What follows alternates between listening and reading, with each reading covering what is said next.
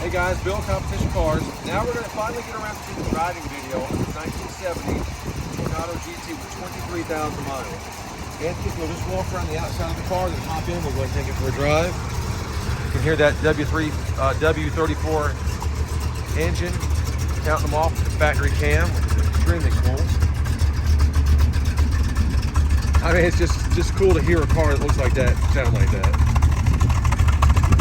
We'll hop in, let's go for a little ride.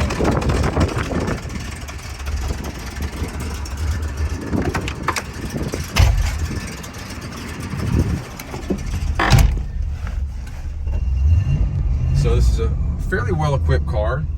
Power windows, power seats, tilt and telescopic wheel, factory air conditioning, which does work, radio delete, and I think we talked about that in one of my previous videos. The lady that bought this car new, when she came home from the dealership, she was excited to show her son. Son's checking out the car. It's like, Mom, where's the radio? And she advised him that, she said, hey, this is a W34. She goes, I bought this car for the sound and for the power, not for the radio. So she purposely ordered this car with radio delete. Now, I think that's kind of cool, because I mean, how many are out there in a GT with radio delete? But she could have easily just ordered it with a radio and just not turned it on. I mean, that's what I would have done, but whatever, people are, you know, do things for their, whatever reasons they do them for. Just the traffic's a little heavy today.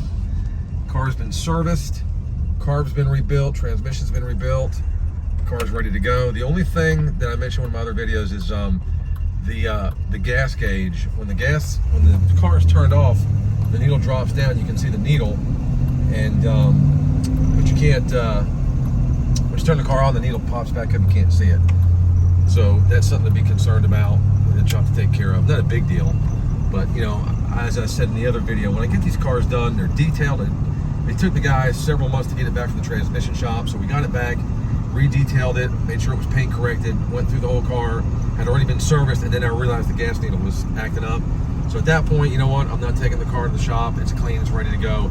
That's something the next owner will have to address. But again, it's probably not a terribly expensive fix anyway.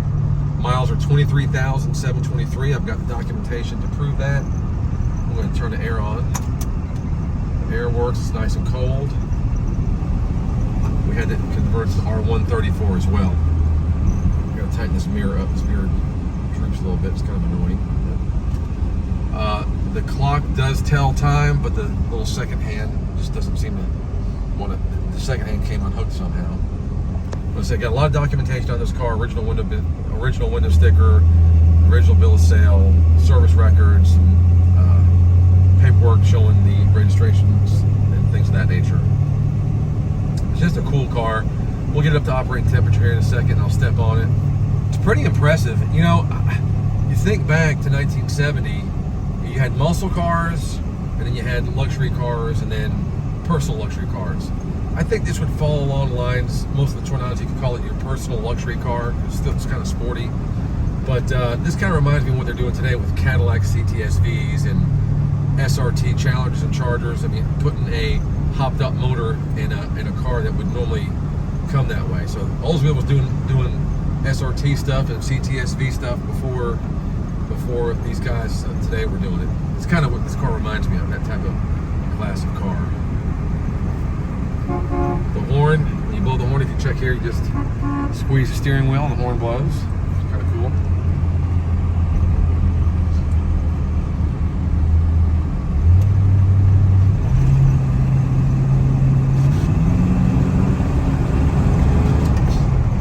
It runs strong. I mean, for a big, heavy car. Oh, I noticed too, when you step on it, I don't know if you can hear it, when you step on it, the air gets light for a second. I think it's a vacuum line somewhere. The air will kind of pull away, and then you get back up, it blows out again. Something to do with the vacuum line, I suspect.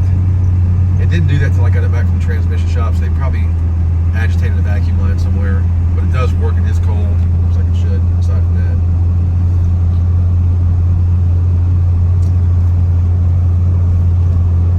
Paint's really nice on the car.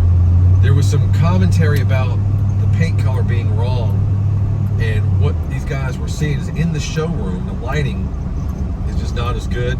And the phone, you know, I use my iPhone 13 to do these videos. The phone just wasn't picking up the color right, and it looked a lot darker. So I did a video outside so you guys could see how, you know, actually how the correct shade of the car, is color. It is a factory color, it's correct. And if you look at the outside videos, you'll see that it looks like it's supposed to look, but inside it looks a little bit darker than it should. Now I'm going to step on it. I'm going to turn the air conditioning off for this little run here. So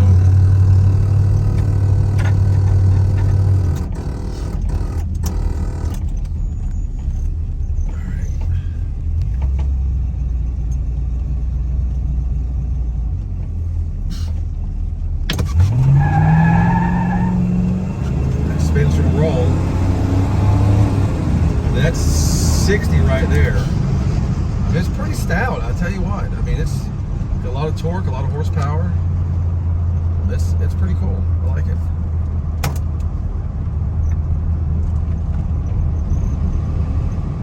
The air back on. And that wasn't even a complete stop. It spun from a little bit of a roll. So it's got plenty of power. Kick down works good.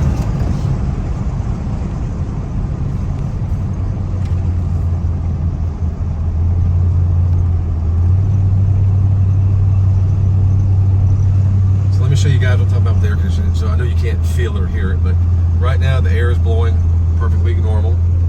And if you step on it, I guess the vacuum from the motor pulls the air away from blowing, and you get off it, it goes right back.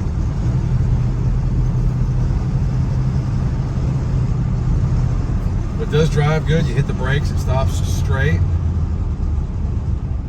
We'll step on it one more time. Not to abuse it, just to show you that it is running and driving like it should.